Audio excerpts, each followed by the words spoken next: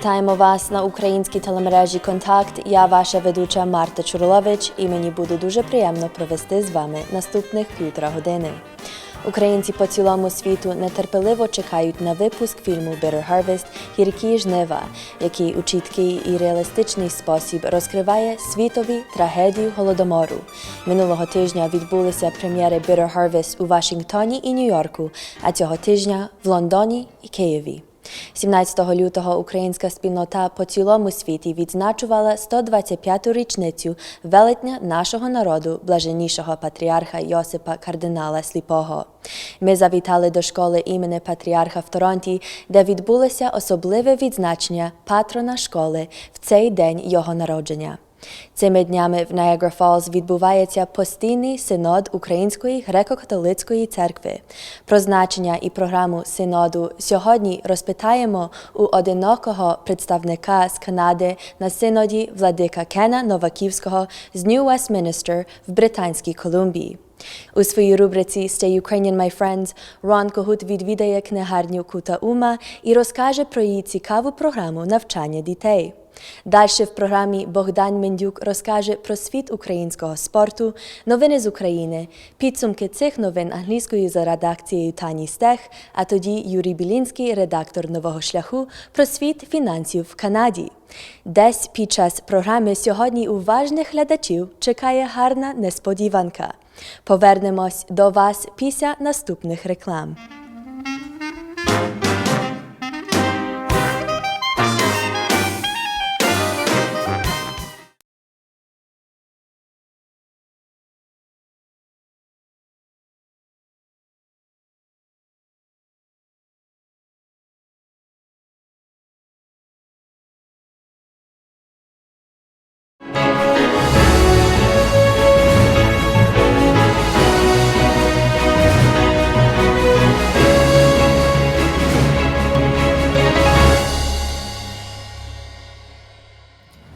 Following an unsuccessful attack against the Ukrainian army near the city of Avdiivka in the Donbas region in early February, after a few days of relative peace, combined Russian and separatist forces renewed their heavy artillery shelling of Ukrainian army positions in the city of Avdiivka itself.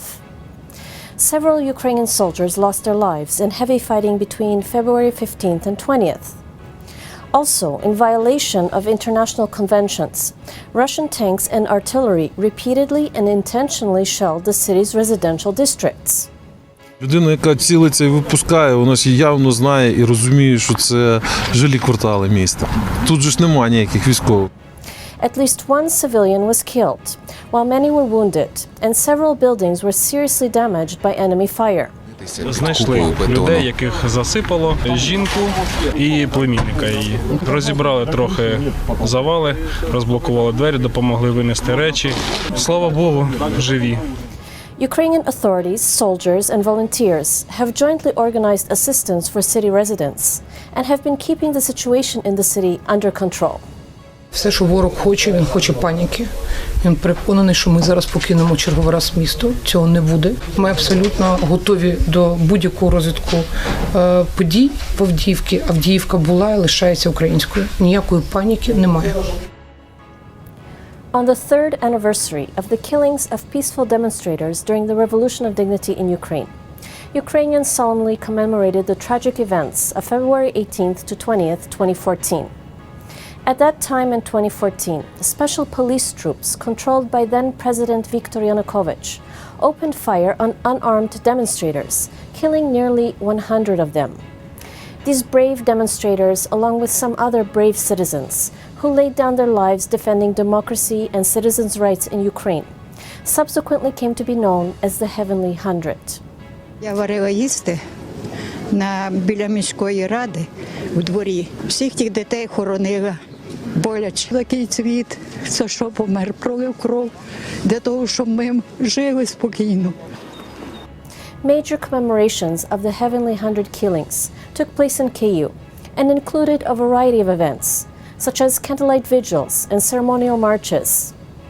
Liturgies were performed near the monument to the Heavenly 100, a monument constructed by citizens themselves. A photography exhibit, book presentations, theater performances, and film screenings were also organized. Also coinciding with the solemn commemorations of the Heavenly 100 killings, for 5 days, several streets in the Kyiv city center were closed to vehicles and made only accessible to pedestrians. Based on intelligence that Russian operatives in Ukraine would try to organize disturbances to interrupt the commemorative events, over 6,000 police personnel were deployed to keep people safe. At this time, the Kyiv municipal government designated over a hectare of space in the city center for the construction of a memorial complex dedicated to the Heavenly 100. This memorial complex will include a museum, which will help preserve the memory of the Ukrainian Revolution of Dignity. President of Ukraine, Petro Poroshenko, announced the establishment of a special fund to support this project. Я тут виступаю не лише ініціатором, але й першим донором такого фонду, щоб допомогти йому не тільки добрим словом, а й грошима. І сподіваюсь, що мій приклад знайде багато послідовників. The lawyers representing the families of the Heavenly 100 have alerted the public that the wheels of justice are turning very slowly in their cases. Although 220 criminal cases were filed, only 35 sentences have been passed, and the main organizers of the violence against peaceful demonstrators have thus far escaped punishment. The lawyers explained that the police and security service participated in a massive destruction of evidence right after the Revolution of Dignity. Also, there is strong resistance on the part of the judges, as well as those who stood against the people on the Maidan and remain today in the ranks of the Ukrainian police force. А судді хто? Справи стосовно учасників, які звинувачуються в протидії мирним протестним акціям, розглядають судді, які самі розглядали в цей період і є фігурантами кримінальних проваджень. Вони валять ці справи. Особи, які вже притягнуті до відповідальності, яким оголошено підозру по багатьом справам, вони продовжують знаходитися на посадах в системі національної поліції. Thus, continued vigilance will be needed to ensure justice in this matter. I'm Tanya Steck, and this was Ukraine in the News. Канал 1+1 тепер доступний на Bell International Programming.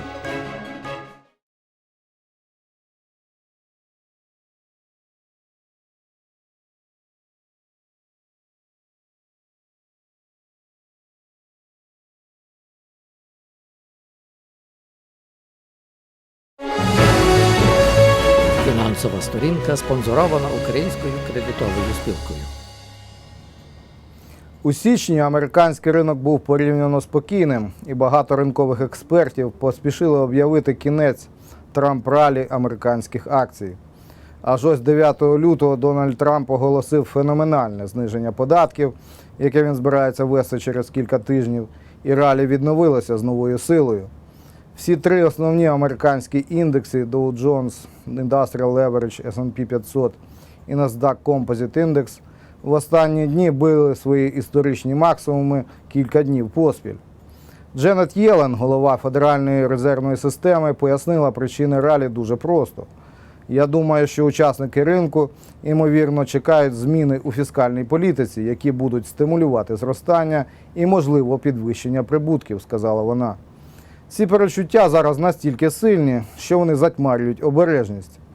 Впевненість гравців ринку, яку можна оцінити показником ціни акції по відношенню до прибутків компанії, або PE, зараз знаходиться на високому рівні. Дослідницька компанія FactSet повідомляє, що PE індексу S&P 500, який базується на прогнозах прибутків акцій, зараз складає 17,6.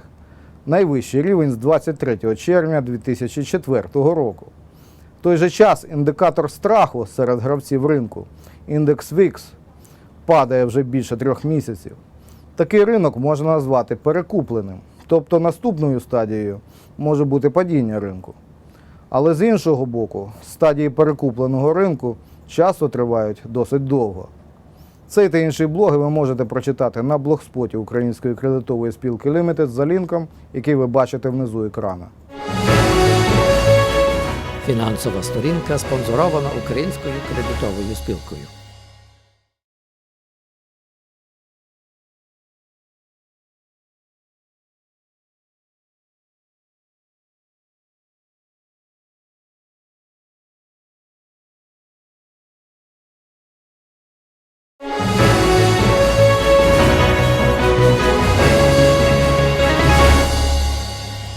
Добрий вечір. Я Богдан Мендюк і сьогодні продовжую вас повідомляти про успіхи України у різних видах спорту. Наперед гімнастика. На міжнародному турнірі під назвою «Міс Валентина» в Естонії українки здобули 12 медаль, в тому 7 золотих, 3 срібні і 2 бронзові. Між юніорками то Христина Погранична здобула 4 золоті медалі, коли виграла фінал з обручем, фінал з булавами, фінал з стрічкою та фінал у багатоборстві. Між сеньорками то золоту медалю одержала Олена Дяченко у фіналі з обручем, а другу золоту медалю здобула Вікторія Мазур у фіналі з багатоборства. Між дружинами України то золоті медалі виграли і юніорки, і сеньорки. Срібні медалі виграли Ніколь Красюк у фіналі з булавами, Вікторія Мазур у фіналі з обручем та Олена Дяченко у фіналі з булавами. Бронзові медалі дістали Анна Галасюк у фіналі з стрічкою та Анастазія Валентірова у фіналі з багатоборства. Теніс. На зимовому Кубку Європи, що закінчився в Раковнік, Чехія, жіноча збірна України перемогла дружину з Росії з вишкідом 2-1. Дарина Лопатецька виграла з Марією Бондаренко 6-0 і 6-2. Любов Костенко програла з Марією Тамофаєвою 2-6 і 3-6. А тоді разом Костенко і Лопатецька перемогли Селихматєву і Тимофеєву 7-6, 3-5 і 10-2. Пригадаємо, що в 2016 році Україна також виграла цей кубок в складі Марти Костюк, Дар'ї Снігур і Дарини Лопатецької. Фехтування. На Кубку світу, що відбувся в Ванкувері в Канаді, чоловіча збірна України в складі Богдана Нікішина, Володимира Станкевича, Анатолія Герея і Максима Хвороста завоювала срібну медалю, коли вони у фіналі програли до збірної Італії з близьким вишкідом 40-39. Біатлон. На чемпіонаті світу з біатлону, що відбувся в Хохфільцені в Німеччині, Україна виборола срібну медалю у жіночій естафеті. За Україну виступали Ірина Варвенець, Юлія Джима, Анастазія Меркушина і Олена Підгрушна. Стрільба. На Гран-прі Кіпру, що відбувся з стоячої стрільби, українка Вікторія Черв'якова здобула бронзову медалю на змаганнях, де виступало 300 змагунок. Копаний м'яч або футбол. Донецький Шахтар здобув свою першу перемогу у Лізі Європи, коли виграв у Сельта-Віго в Іспанії з рахунком 1-0. Гол для Шахтаря забив Бланко Лещук, і це було його перший гол в Лізі Європи. Слідуючі змагання проти Сельти-Віго відбудуться в Україні. А зараз пан Олександр Яблонський передасть нам результати українського спорту в Канаді.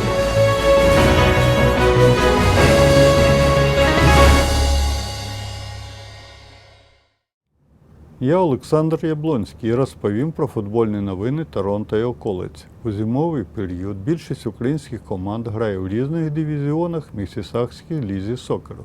Пропоную подивитись цікаві моменти з гри наших команд Галичини, Діаспори і Карпат.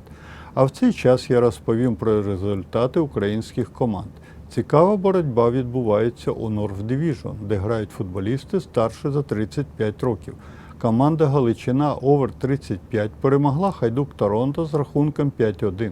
Ця перемога не була легкою. Супротивник остаточно склав зброю, коли рахунок став 4-1.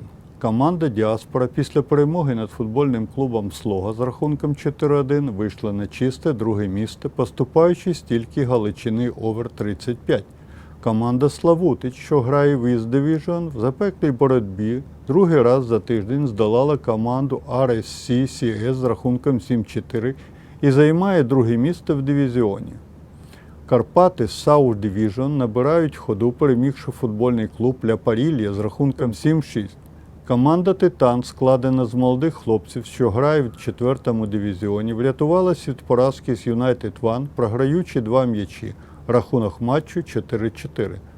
До зустрічі у наступних футбольних оглядах, а тепер про український хокей. В Вестфуд-арені я зустрівся з паном Мироном Бицем, президентом Української спортової централі Америки і Канади. Пане Мироне, що привело вас до Торонто? Я приїхав до Торонто, я є голова Української спортової централі Америки і Канади на турнір, який ми влаштовували тут в Торонті між дружинами з Едмонтону, Монреалю, Торонто, з Нью-Джерсі і з Контакт. І це вже другий з черги турнір хокейний за першенство у Сцаку. Яке у вас враження від турніру? Знаєте, що це є класичне. То є так гарно побачити, щоб наші молоді хлопці приїхали з далекого Едмонтону чи навіть з Америки, щоб разом грати один проти другого в українському душі. Зараз подивіться короткий звіт про турнір. Грали хокейні дружини Едмонтон, UA Lions, Монреаль Юкі Клаб, Нью-Джерсі Кінгс, Торонто Козакс і Контакт. Бронзову медалю виборола дружина Торонто Козак, перемігши команду з Монреалю у додатковий час, рахунок 5-4. Фінальна гра Едмонтон проти Контакту була самою напруженою. Контакт мав багато вилучень і довгий час грав у 3 польових гравця. І добре підготовлена і дисциплінована команда з Едмонтону за 70 секунд до закінчення вигравала 6-3. За 23 секунди до сирени Контакту залишалось забити всього одну шайбу. Було замінено воротаря на 6-го хокеїста в полі, однак не вистачило часу. Рахунок 6-5. І Кубок Олександра їде до Едмонтона. Для того, щоб турнір пройшов добре, працював організаційний комітет на чолі з головою відділу хокею УССАК Богданом Рай. Побажаємо всім українським хокейним дружинам успіхів у наступних турнірах.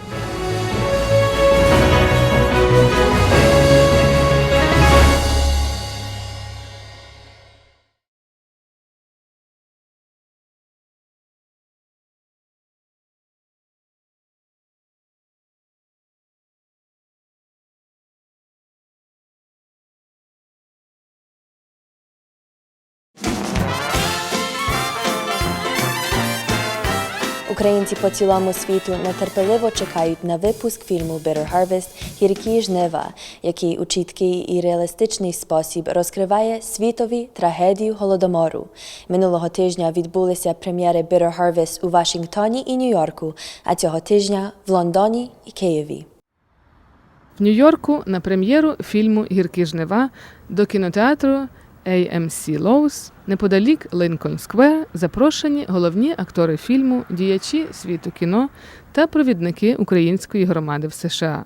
Режисер фільму Юрій Менделюк з Голлівуду оригінально з Торонто і його родичі пережили Голодомор. Причому і суть цілого фільму. Мої прадіди вмерли з Голодомору. Вони жили в Харкові.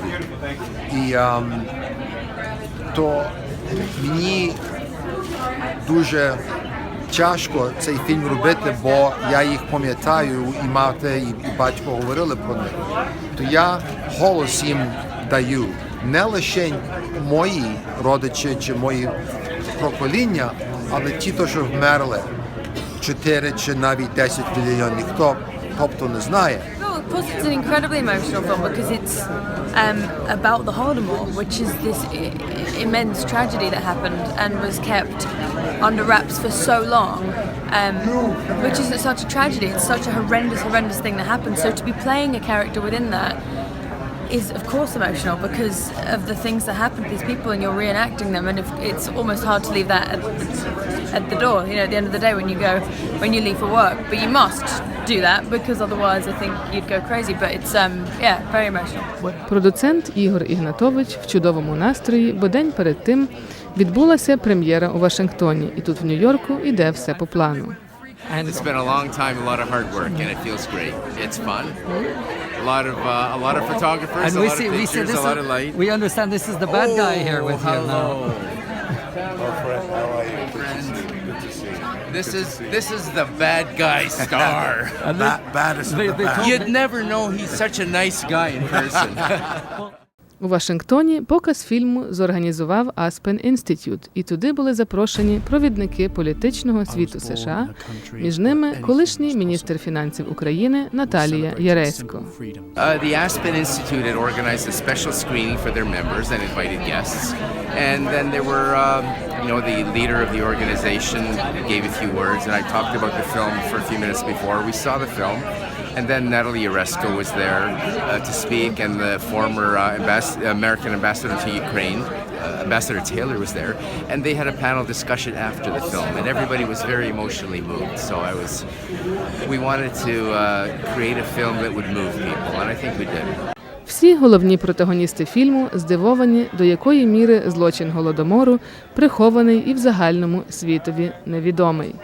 Well, I felt, ashamed to say that I didn't know about it, nor did my friends or family. And when I dived into the script, I saw that there was a reason why I didn't know that was because it was kept under wraps for so long, in a planned way. That was the plan, was for nobody ever to find out about this. So, I think, when I read the script, I was completely shocked, and I researched and I read everything I could about it, and I was still in complete shock, which is why I think it's an important story to be told because of how little people know about it. When I was approached for this film, I was flabbergasted to realize that something so staggeringly significant. I mean, the numbers of how many people lost their lives during this period, 1932 to 1933, still nobody really knows. So to tell this story feels like, doing a very small part of righting a wrong that, it's one of Europe's biggest shortcomings, one of, 20th century history's biggest shortcomings. So first and foremost, I think all the cast will agree that, we always actually have to research and study the events of what happened, but we was all a little bit embarrassed, the truth be known, that we did not really know the extent of what really happened. But preparing for this role was for an actor, it's a dream because he has so many arcs, and he's everything from the Antichrist to a pedophile, to a rapist, to a cold-blooded mass murderer. He was Stalin's enforcer, if I can say enforcer. But speaking to Jules Mandeluk and Ian, who are Ukrainians and are of that time and understood it, there was something in me that I just wanted to. I said to our director, he said, "What's your perception?" I said, "I want to find, even if it's a millisecond, of the audience to feel sorry for him somewhere." And I think I captured it. It was in there. I won't spoil it, but I'm sure you guys will see it.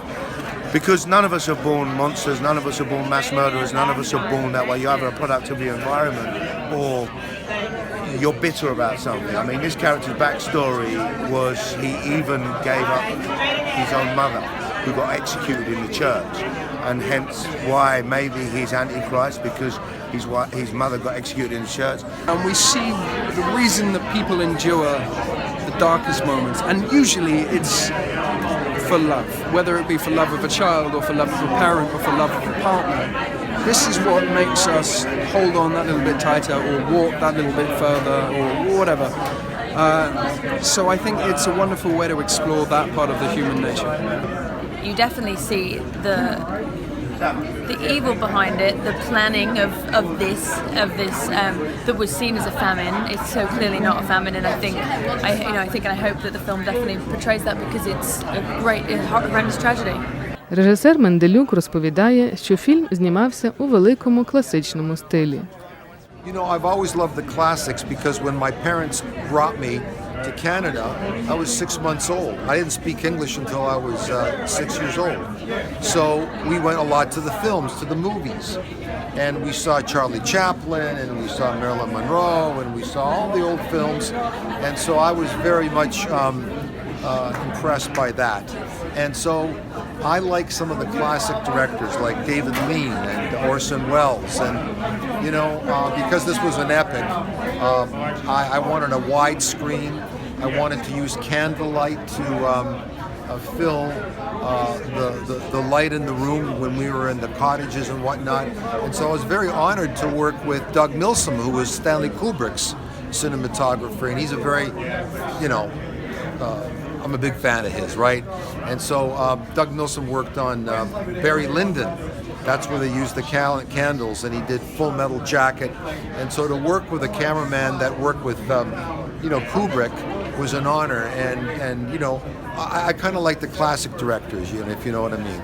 Продуцент розказав нам про широкі наміри показу фільму в різних країнах світу із прем'єрами по головних столицях та містах. We have a number of premieres that we have to go to in a number of cities, Washington, New York, London, KU, and then the distribution, the theatrical distribution starts. The 24th it'll be in the United States, the 23rd it's in Ukraine and in many parts of Europe, in England, March 3rd is in Canada, and it just shows in theaters across the country, limited distribution, and hopefully it'll continue for a long time.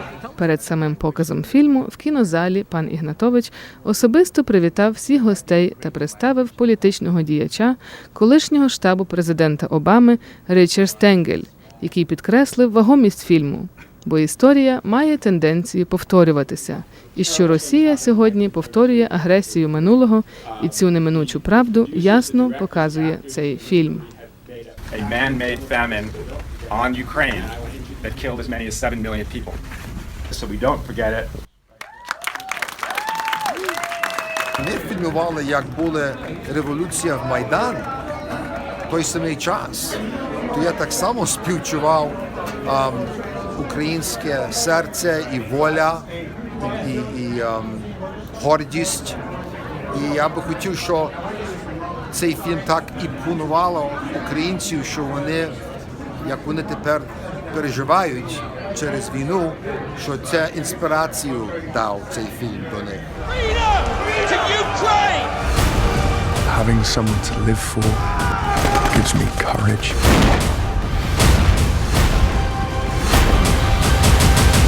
We will be together again.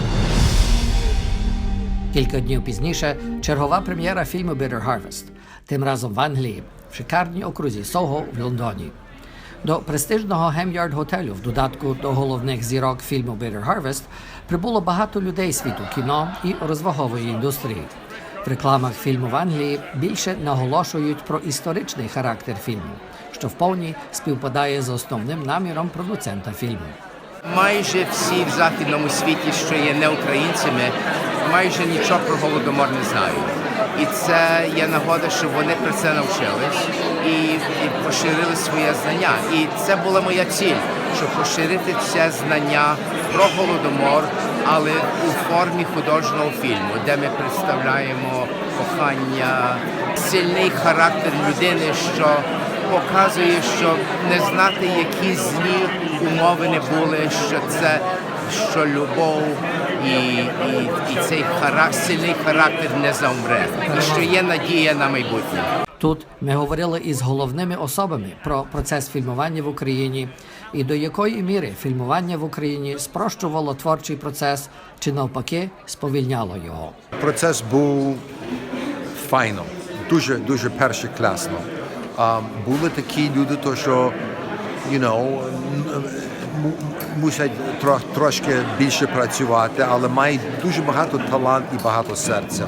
Я хочу більше фільмів робити в Україні. Такі фільми на теми, що показують українську душу, українську культуру, і битву, і історію.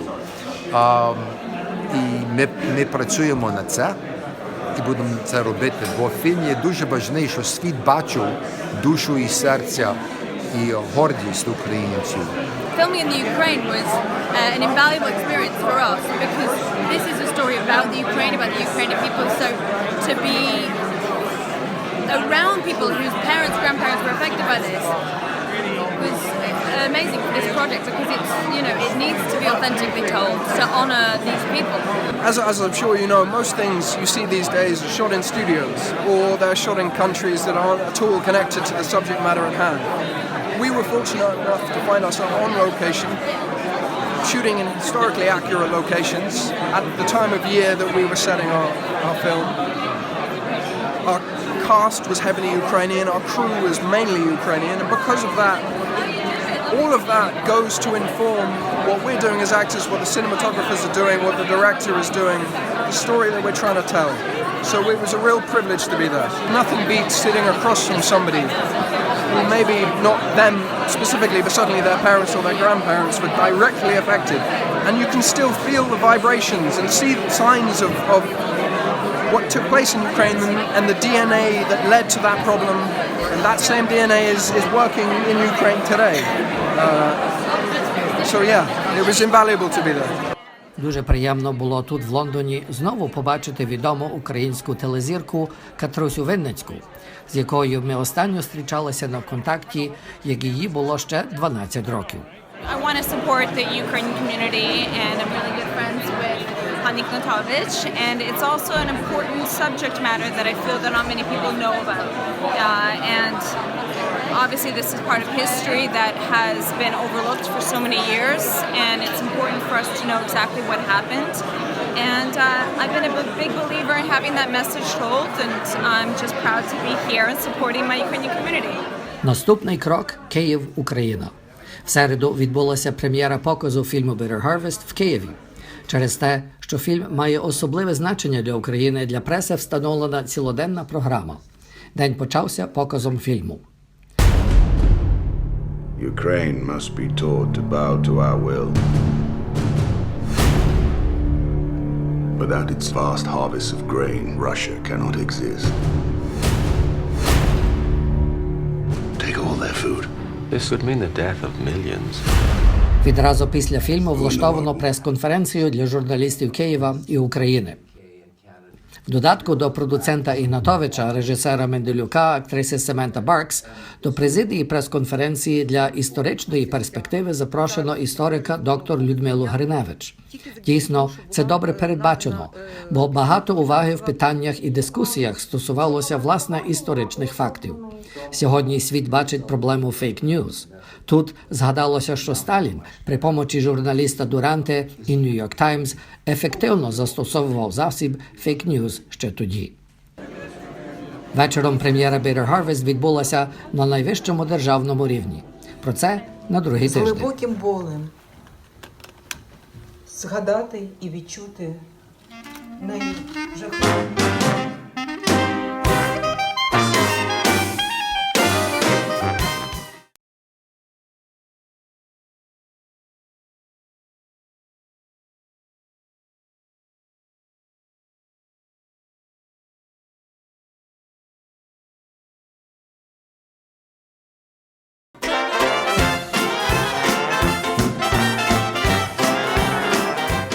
Недавно школа імені Йосипа кардинала Сліпого започаткувала традицію відзначення пам'яті їхнього патрона в день його уродин. Цього року на святі неодноразово згадувалися відвідини кардинала Йосипа Сліпого в Торонто у 1968 році. Саме тут, у Торонті, здійснилася 14 червня 1968 року довголітня мрія первоієрарха Української католицької церкви, патріарха Блаженнішого Йосипа, про відвідини української спільноти в заморських країнах. Літак з Блаженнішим патріархом приземлюється на литовищі в Торонті. Червоний килим для великого гостя з Риму. Рядами виструнчились канадійські летуни. Живим символом нескореної України з'явився увесь у білому патріарх, і сповідник Христової віри Блаженніший Йосип. Щойно ви побачили, як українська громада Торонто у 1968 році величаво зустрічала приїзд патріарха Української греко-католицької церкви кардинала Йосифа Сліпого. А сьогодні я запрошую вас подивитися, як їхні онуки і, можливо, і правнуки вшановують пам'ять кардинала Йосифа Сліпого у школі, яка гордо називається його іменем. Сьогодні ми зібралися тут як громада, щоб шанувати життя великої людини Йосифа кардинала Сліпого і його надзвичайно цінний вклад для нашої Української католицької церкви. Отець Качур провів молебень І тоді розповів школярам про велич патріарха Йосипа Сліпого і його вклад для розвитку Української греко-католицької церкви. Joseph Cardinal Slipé believed in education. That's why we named the school after him. He believed in education as a tool of passing a culture, a knowledge, a tradition, a faith of our church to next generation and to people across the board. He was a champion of education, but he believed with his whole heart that before education comes faith. Старші школярі приготували презентацію про життя кардинала Йосипа Сліпого. Сьогодні ми відзначаємо 125-ліття з дня народження великого сина України і сповідника віри Христової, патріарха Йосипа Сліпого. Йосип Сліпий народився 17 лютого 1892 року. З 9 дітей він один поступив у семінарію. Soon after, in 1917, he entered the priesthood and the world became a harsher place. Here, Joseph Slipy is arrested like a common criminal. This was a horrible time for Ukrainian Catholics. Ви знущаєтесь наді мною, над моєю церквою, нищите, руйнуєте все, що є і ще хочете, щоб я виступав проти тих, які співчувають зі мною і бороняться. People watched in disbelief and horror as their sacred churches were being demolished. The persecution and mistreatments of priests and clergy continued. After 18 years in a Soviet prison, Joseph Slipy was released. Among Cardinal Slipy's great achievements in exile was the building of the St. Sophia Cathedral in Rome in 1969. Joseph Slipy truly lived his motto, through hardships, through to the stars. His path to God was littered with thorns. Один з попередніх директорів, пан Василь Жила, розповів учням, яке враження на нього особисто справив кардинал Йосип Сліпий під час його візиту у Торонто у 1968 році, коли пан Жила мав нагоду служити при вівтарі дружинником. I remember vividly walking up to him, and for the entire liturgy, all you saw was a man who was tired, and he wasn't smiling. But the moment that each of us walked up to him to receive communion, for each one of us, he smiled at us. And it was the warmest smile you could imagine. He gave us communion, and then he went back, and he finished the liturgy. And I thought to myself as I was coming up to him, and I looked up at him, and boy, oh boy, he was a big guy. He was big. And not only big, but he had the big hat, and I thought, my goodness, he's going all the way up to the sky. It was huge. And yet, with that smile, you could sense that he was a great lover of children. Пізніше пан Василь Жила розповів дітям про дитинство Йосипа Сліпого, особливо той момент, коли з трагізму втрати друга дитинства малий Йосип зрозумів, що таке любов до ближнього і як її цінувати. Пане Жила, скажіть, будь ласка, якби ми тільки могли одну настанову кардинала Йосипа Сліпого передати нашим дітям, що би це мало бути? З мого огляду, це його людськість, його любов до людей. Я маю це почуття, що він людські серця міняв своєю натурою, своїми думками і своїм пережиттям. Так що для дітей, щоб вони зрозуміли, що він робив, і його натхнення, щоб ми були ліпші, і ми ліпше між собою співпрацювали і любив один другого. Сьогодні в нашій школі імені патріарха Йосифа Сліпого ми відсвяткували 125-ліття від дня народження нашого патріарха, патрона нашої школи. Завершилася подія церковним гімном, слова якого навертають на очі сльози.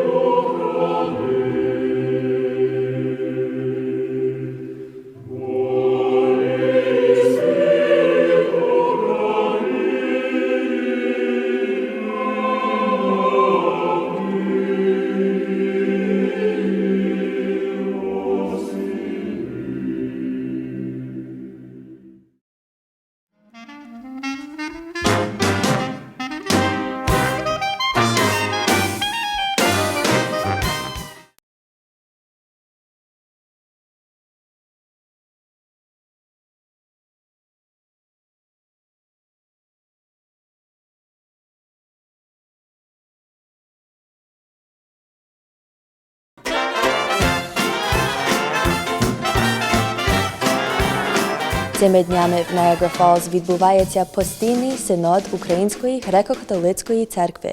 Про значення і програму синоду сьогодні розпитаємо у одинокого представника з Канади на синоді владика Кена Новаківського з New Westminster в Британській Колумбії.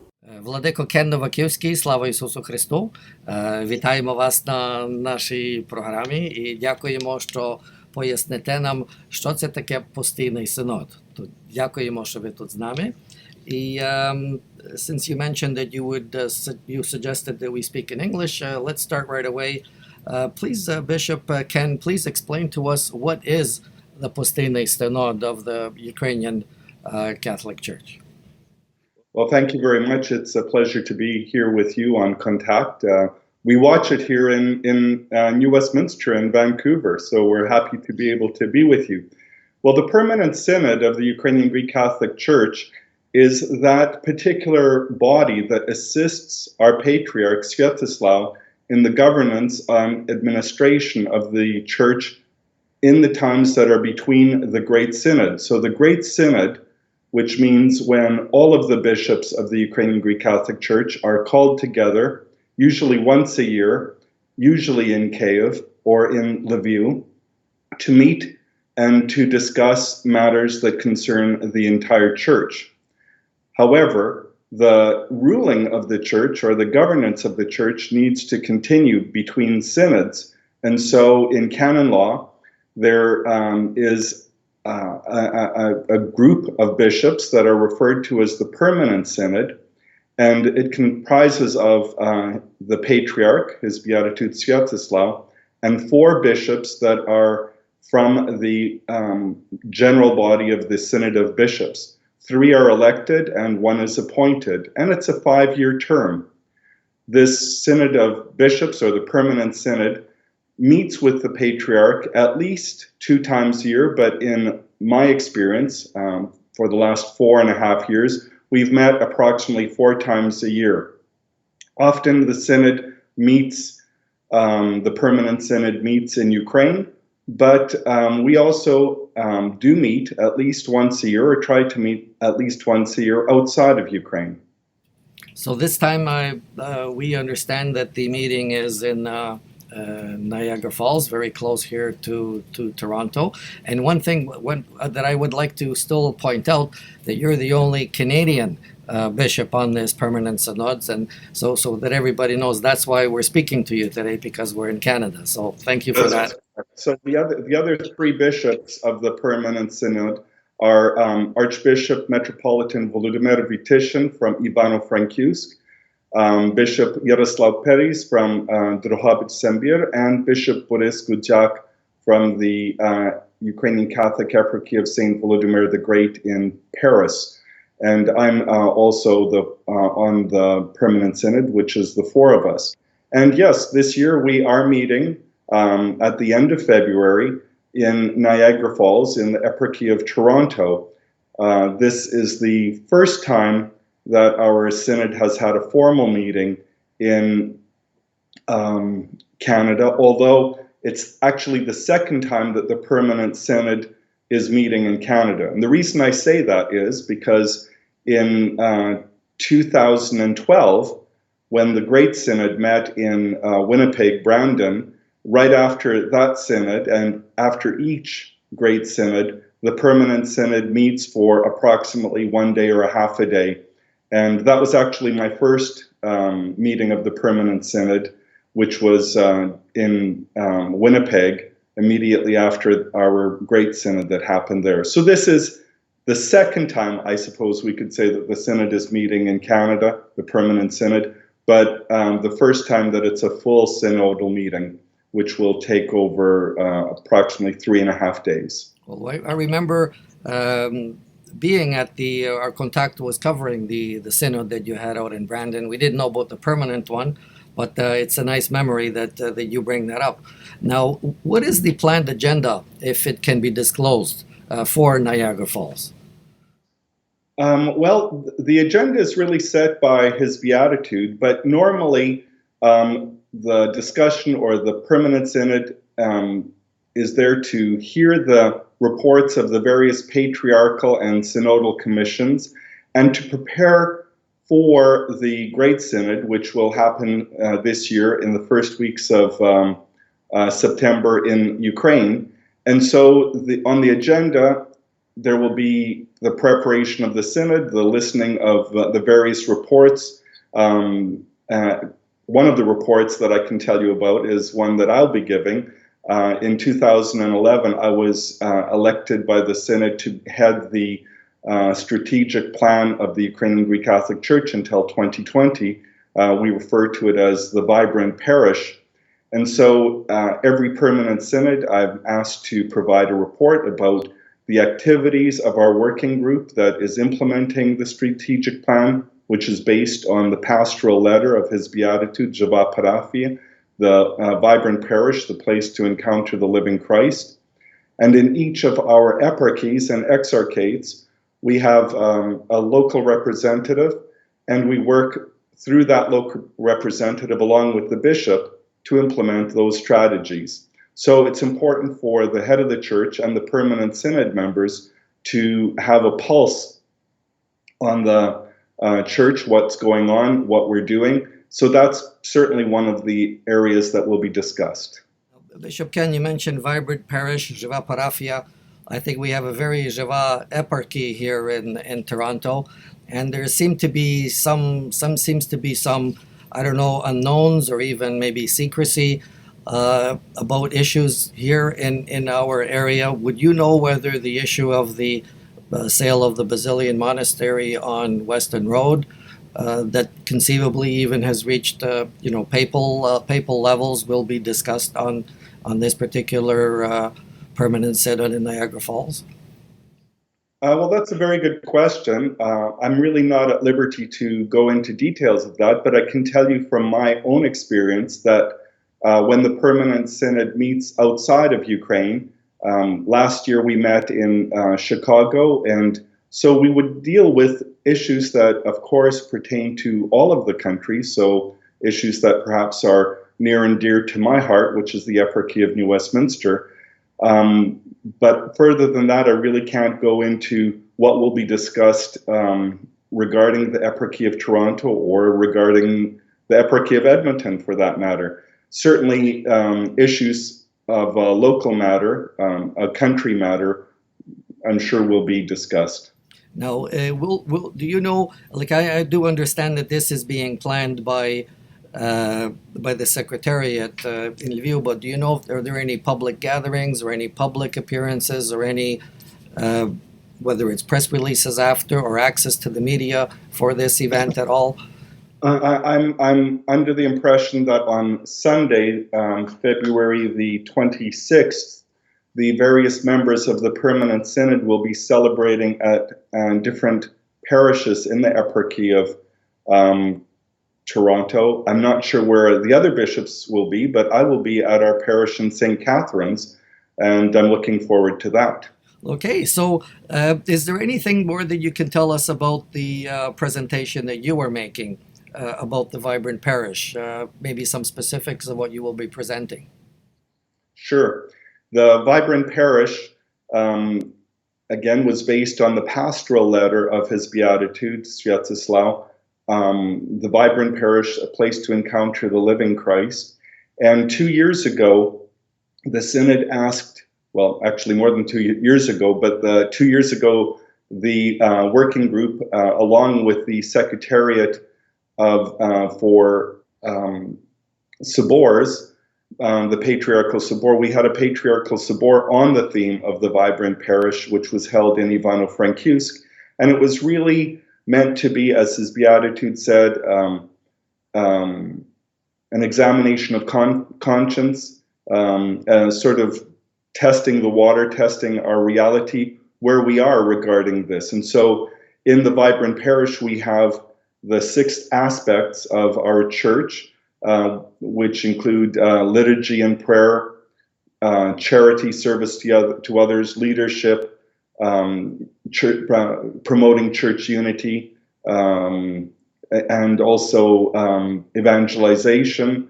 And so this year, we're concentrating on on liturgy. And also last year we were concentrating on what is diaconia, what is charity, how do we do that in our churches. And we were asked after the Sobor to have little assemblies in each of the eparchies to talk about some of the decisions that were made both on an eparchial level, and also there was 130 some resolutions coming from the Patriarchal Sobor, and we've grouped them together and how those are being implemented. So for example, regarding a vibrant parish, people I think often think that a vibrant parish is a parish that has, you know, a couple hundred families, financially stable, a wonderful priest who preaches perfectly, and a great choir, a fabulous cantor, a diac, and that would be a vibrant parish. Well, I think that could be a vibrant parish, but in retrospect, we can also look at a vibrant parish as being a parish that maybe has only 25 people in it, and maybe the average age is somewhere around 75. And maybe they don't have such great economic situations, but everybody's involved. They realize when one of their members is absent, they are doing works of charity. They are in communication with each other. They perhaps have Bible study together. So a vibrant parish is often not always a viable parish, and a viable parish is one that, you know, can sustain itself. And so we need to look at the various ways that our parish provides opportunities to encounter the living Christ. We've spoken a lot about the vibrant parish, and now we'll be certainly concentrating on that meeting. And certainly in our church on the Julian calendar, we've just celebrated the encounter. And the encounter begins with a meeting. And that meeting of Jesus Christ is essential as a part of a vibrant parish. And so we try to encourage our clergy and our eparchies to make sure that their parish is one that when people enter it, they truly can encounter, they can meet the living Christ. Well, Bishop Ken, thank you very much for your words. We're certainly looking forward to, let's say, some positive results and public statements, and looking forward to maybe even having an opportunity to speak with Blaženejšej about the results and the decisions made in the Postійний Synod. So thank you very much. Thank you very much, and God bless you and all of your collaborators and those who are watching Kontakt on a regular basis. Слава Ісусу Христу!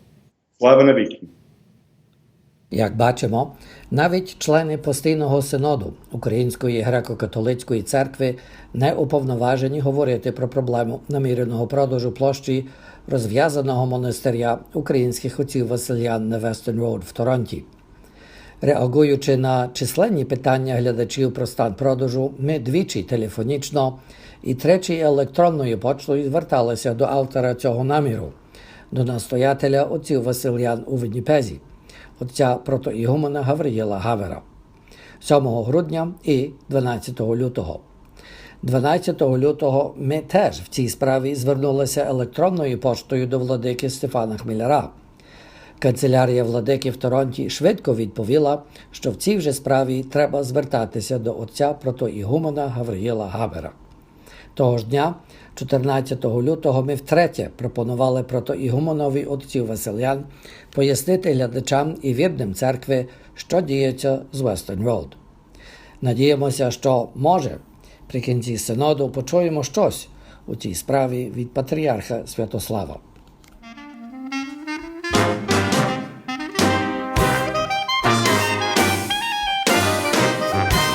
Церква Різдва Пресвятої Богородиці у Ніагара Фолз запрошує вас на візит Блаженнішого патріарха Святослава в суботу 25 лютого о 6 годині вечора. Адреса церкви 6248 Main Street, Niagara Falls.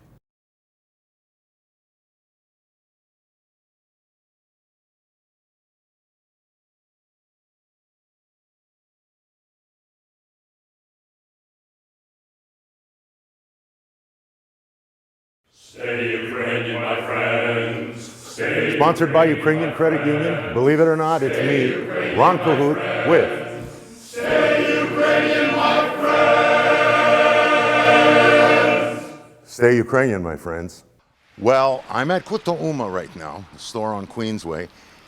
We are getting a really bad snowstorm out there, but the things you do for Kontakt, and we're here with the owners of Kuta Uma.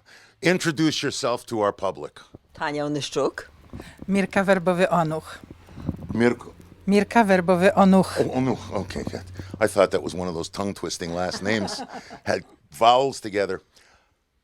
Other than the obvious, Kuta Uma, translated loosely as the corner of the mind, I suppose. How did you come up with the name? Actually, я просто читала книжку Плаченди про старі давні часи українські, такі 7000 років дозаду або щось. Really? Так.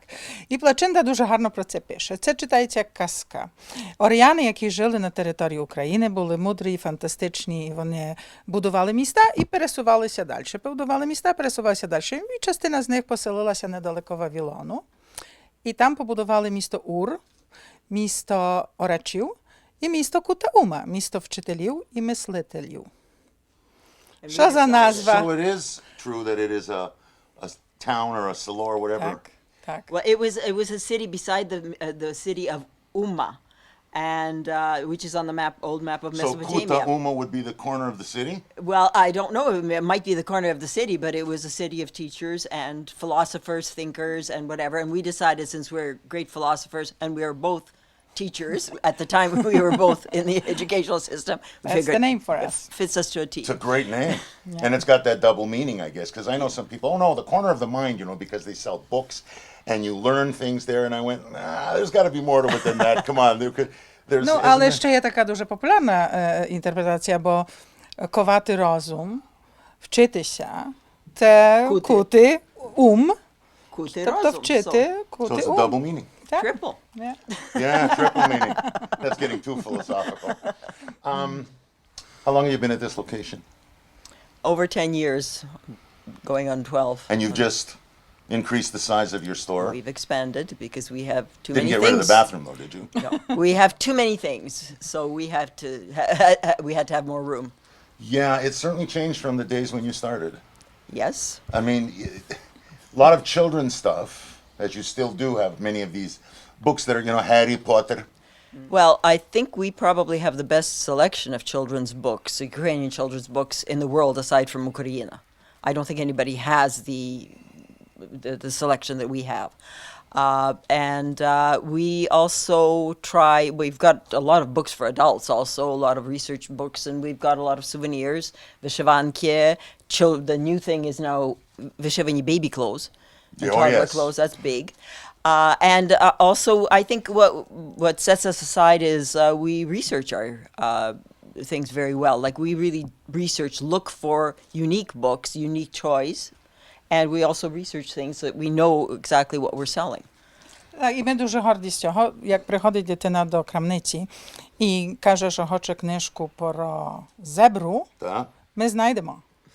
То є по-українськи, то є zebra. Zebra, так. I thought it would be more complicated. So, I mean, again, it's a very personalized customer service, and we go the extra mile. You go to Ukraine a lot? Well, на певно раз або 2 рази на рік. Так? І ми шукаємо щось на наш смак.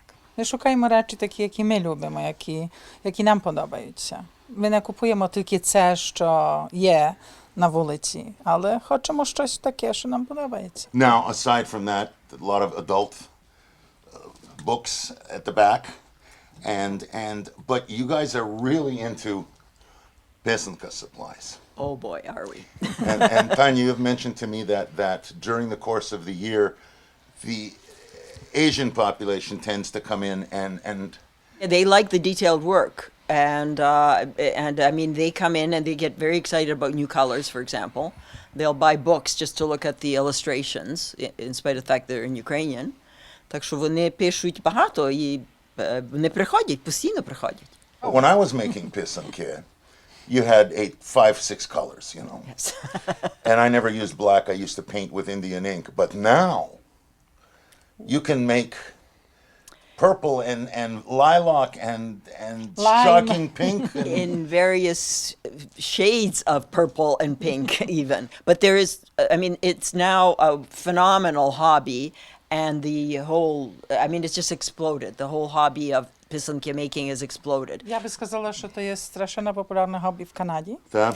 І що писанки пишуть Не в Америці? абсолютно не тільки українці. Так. Так що ми маємо людей з... Ну, поляки пишуть писанки, словаки пишуть писанки, румуни пишуть, мадяри, ну, китайці, японці дуже популярні. Ми посилаємо наші писанкові фарби і всі знаряддя практично по цілому світі. Є одні з Іспанії, що дуже все просять, щоб ми їм висилали, або як вони є тут, то вони приїжджають, приходять. Ще одне дуже цікаве, що ми маємо одну таку групу буддистів, що вони пишуть писанку і медитують з нею. І вони не є українці. No. Між іншим, ми запрошуємо тебе на писанки до нас. В кожний четвер від 6 до 8. Починаємо від останнього тижня в лютому. Кожний четвер можна пописатися тим, що хто вміє і знає. Well, this is magnificent here. This is, and games and some chachki. Oh, yeah, a lot of chachki. You know, because if you're going to have chachki, you may as well make them Ukrainian. And CDs, because there's nowhere to get sort of everyone's CDs, you know, in the city of Toronto. And yeah, the other thing that we have that I think is unique, that we have books on Ukrainian themes in English. So that we try and pick and choose, again, books that will be useful to people and that people want to have. And then travelogues, again, people going to Ukraine. Or, let's say, even dictionaries where хтось їде в Україну і хоче розмовник. one of the things coming up at Kuta Uma is going to be story time, the telling of stories in Ukrainian to the children. And please tell everyone your name. Мене звуть Дар'я Дусечко. And you are going to be reading these to the children, these books? Ну, це початок. Я думаю, що це буде знаменитий початок, тому що одна книжка репрезентує традиційну українську літературу, народну літературу, і це є казка. А це є трансляція з англійської мови, але по-українськи. І це приблизує дітям обі мови, я думаю, тому що вони обзнайомлені з англійською версією, але також по-українськи ми маємо книжку, і я думаю, що вони знайдуть дуже багато спільного поміж тими книжками. See, Splat the Cat was a great title. When you translate it, it sort of loses it. Kit naimya Splat.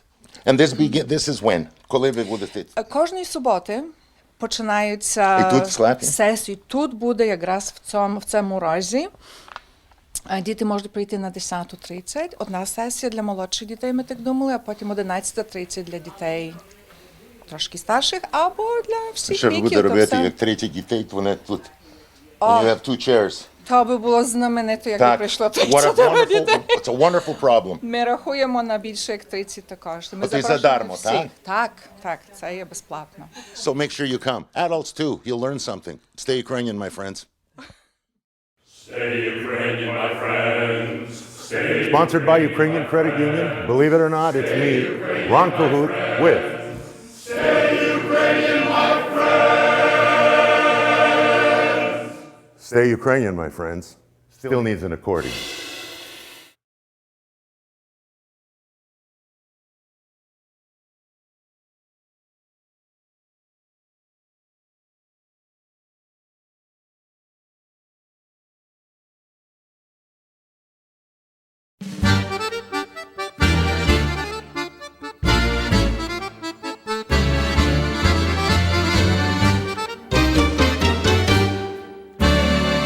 Новий шлях – кольоровий тижневик із двомовними матеріалами. У останньому випуску «Нового шляху» ми пропонуємо захоплений відгук Тані Стех, яку ви тільки що бачили у сегменті «Ukraine in the News», про концерт Національного симфонічного оркестру України, який пройшов у Торонто. Огляд реакції канадців та українців на затягування урядом рішення про продовження канадської військової місії в Україні. Інформацію про зміни до імміграційних програм, зокрема експрес-ентрі та спонсорства батьків, які були введені нещодавно, та інші матеріали про нашу громаду та Україну. Шукайте новий шлях у відділеннях Української кредитової спілки та крамницях Торонто і околиць. Відвідуйте наш веб-сайт і давайте нам свою рекламу. Українці обов'язково побачать її у нашій газеті та на нашому сайті. Запрошуємо вас до кінотеатрів Канади 3 березня на показ довгометражного фільму «Гіркі жнива» «Bitter Harvest» – любовна історія на тлі жахливого голодомору в Україні. Первінок запрошує вас на Valentine Забава в суботу, 25 лютого о 8 годині вечора в Українському католицькому соборі Успення Пресвятої Богородиці у Місісазі. Квитки можна придбати при дверях. Світовий конгрес українців запрошує вас і вашу родину на урочисте відкриття святкувань 50-ліття СКУ. Неділю 26 лютого у банкетному залі «Княжий двір» на 15 Kenmore Avenue, Торонто. Початок о 3 годині пополудня. Запрошуємо вас на багатокультурний канадський ярмарок і торгову виставку 2017. Неділю 26 лютого з 10 ранку до 5 години вечора за адресою 145 Evans Avenue, Торонто. Вхід безкоштовний.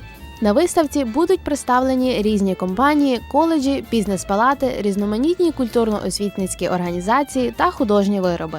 Українська генеалогічна група Отави запрошує вас на наступну зустріч, яка відбудеться у вівторок, 28 лютого о 7:30 вечора у залі церкви на Green Valley Crescent в Отаві. Проект Music on Canvas запрошує всіх на концерт Wind Song з Ізабелою Будай та Марією Дольницькою та запрошеним гостем з Баффало Хітом Бартелом. Концерт проходитиме у неділю 26 лютого у Gallery 345 на 345 Sororn Avenue, Торонто. Початок о 3 годині пополудню. Українська православна церква у St. Catharines запрошує вас на Pierogi Lunch в суботу, 4 березня з 11 години ранку до 2 години пополудня. Адреса церкви 4 Augusta Avenue. За детальнішою інформацією звертайте за телефоном 905 397 83 40. Запрошуємо всіх взяти участь у поминальній панахиді у 67-му річницю від трагічної смерті головнокомандувача УПА генерал-хоружного Романа Шухевича, Тараса Чупринки та всіх героїв України. У суботу, 4 березня о 7:30 вечора у церкві Святого Миколая на Queen і Bellwoods в Торонто. Запрошую вас на відкриття виставки диякона Михайла Ляховича під назвою «До світла». Неділю 5 березня о 2 годині пополудні в приміщенні галереї Кумф на 145 Evans Avenue в Торонто. Виставка триватиме з 5 до 19 березня. Шкільна рада Конгресу українців Канади, відділ Торонто, запрошує українську громаду на концерт у пошану Тараса Шевченка під назвою «125 років у Канаді з Кобзарем». Неділю 5 березня о 2:30 пополудні у пластовій домівці імені Гуцуляків на 516 The Kingsway. Українська стрілецька громада Канади запрошує вас на випуск книжки професора Любомира Луцюка під назвою «A Canadian Hero». Презентація книжки відбудеться в неділю 5 березня о 3 годині пополудні в залі Уно на 145 Evans Avenue.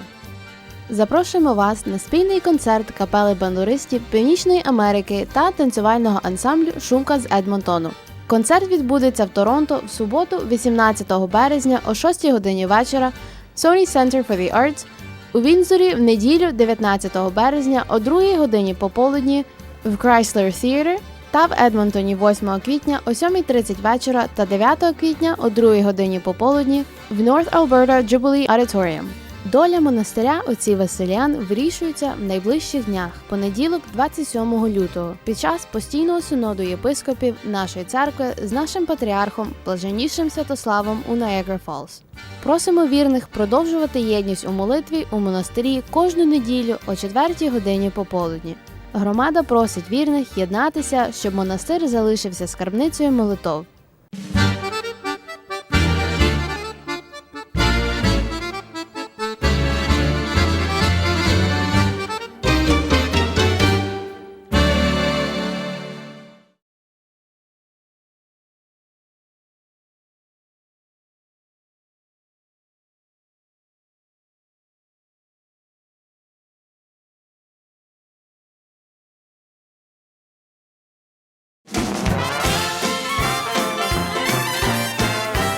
Ось ми дійшли до кінця нашої сьогоднішньої передачі. Дуже мило було мені провести цей час із вами.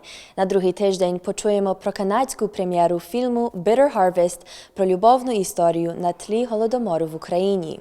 До наступного тижня, хто другий зателефонує до нас на 416-410-1155, виграє 2 квитки на концерт капелі бандуристів і танцювального ансамблю «Шумка» в суботу 18 березня в престижному Sony Center в Торонті. Я ваша ведуча Марта Чурлович. На все добре.